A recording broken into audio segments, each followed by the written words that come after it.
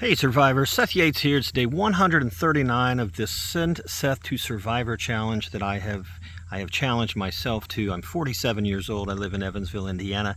And as you may know, maybe you've seen this before, I have committed to doing 365 day applications for 365 days in a row. Today is 139, as I just mentioned. And I want to tell you a story, Survivor. I want to tell you a story about a memory that made me smile. I had a shitty day.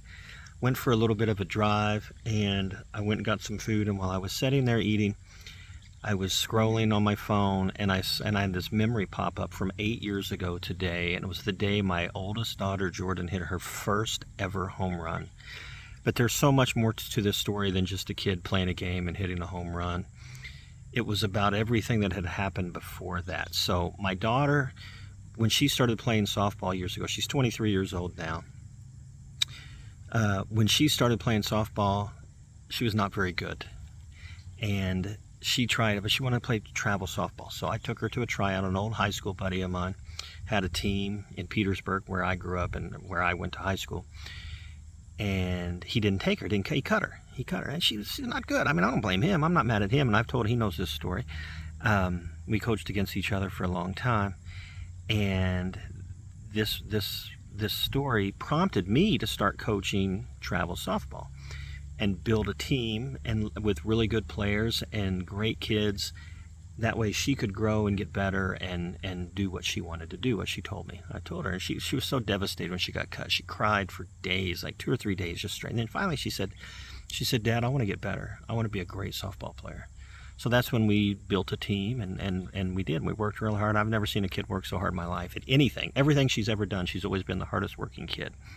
I've never been the best at much in life, but I've always been as hard at working or harder working than anyone else. That is my claim to fame. I don't get outworked. That's why I've been so successful in real estate and pretty much everything I've ever done. But the point of the story is she was so devastated, and she made that commitment. And I think it was the next year, we were getting ready to start playing, and I called the coach that had cut her, that I went to high school with, and asked him if he wanted to do a scrimmage game with our teams, get everybody tuned up. Well, he said sure. So I think it was a Friday night. We got the softball field ready at the high school where my kids went to school at the time, and we had practice a couple days before, and I'm out there with my kids, and I was out in left field and going through some things with the outfielders. And my daughter's batting. I had another coach was pitching, and all of a sudden we heard that pop, that sound that the ball makes when it hits the bat. When it's a good one, it's a different kind of sound. It's a different kind of sound. And we heard that, and I looked up, and here came that ball. So being the competitor that I am, I backed up to the fence, and I jumped, and I caught the ball, and I came back down, and everybody went silent, and I didn't realize it. But I had jumped and reached over and robbed her of her first ever home run during that practice. I didn't even know I did it. It's just my superior athleticism and competitive spirit and killer instinct just kicked in, just boom. Just go get that ball. And I just did. I didn't think anything of it. Had I known, I would have let it go, and we would have celebrated. And I mean, she was hurt. She was hurt. Her feelings hurt. She was so mad, so mad. And the coach yelled at me. One of my great friends that was helping me coach, he yelled, screaming at me that I just robbed her. And they made me feel bad.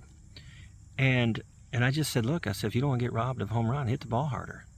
So it's like 2 days later, Friday night, we have this scrimmage game, and against the coach that cut her from her first ever tryout for travel softball, that prompted her to get better, he brought his team over, and that's when she hit that dinger. She smoked it to left field. I've got the video. I'm going to add it to the end of this clip just so you can see it.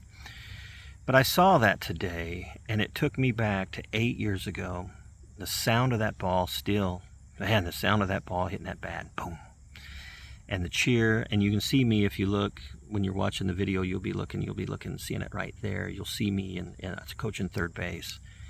And I mean, the tears flowed. I mean, I didn't even try to hold it back. I was so excited, so happy, because I've been there. I was a kid, and I played a lot of sports over the years and did that. But that memory today, that filled me with joy, Survivor. But there's a lot of things in this story that I want you to know about me and why I'd be great at Survivor. A, my competitive spirit, my killer instinct, I don't give a shit. If you want to beat me, you better beat me. You better hit the ball harder. And that's the kind of attitude and spirit I bring to everything. And that's the kind of attitude I'll bring to Fiji. It's the kind of game I'll play. If you want to beat me, you better beat me. Because if not, I'm going to beat you. If I'm in a boat in Survivor and I'm going to win that challenge by putting my foot on your forehead and shoving you into the ocean, I'm going to do that. Then I'm going to grab the flag. Then I'm going to come back. I'm going to help you out of the ocean. I'm going to help you up. But if when it comes down to competitive spirit, I don't care who you are. I don't care if you are my daughter.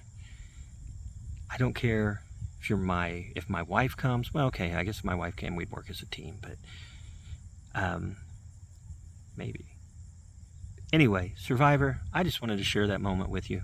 You know, I do all these videos and I tell you this and that, but today I just wanted to share a little piece of my heart, my soul, my life with you, and one of the best memories I've ever had that day, because that was just complete retribution for her.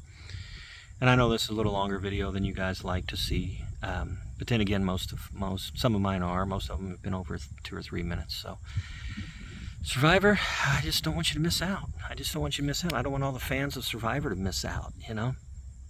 And to be honest, I don't want to miss out.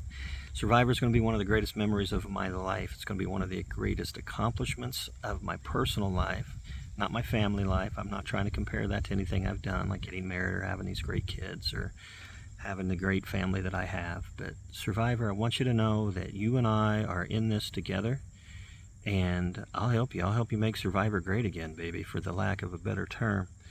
But I just wanted to share that with you. It's a beautiful day. My spirits are lifted. I forgot all about how shitty my morning was.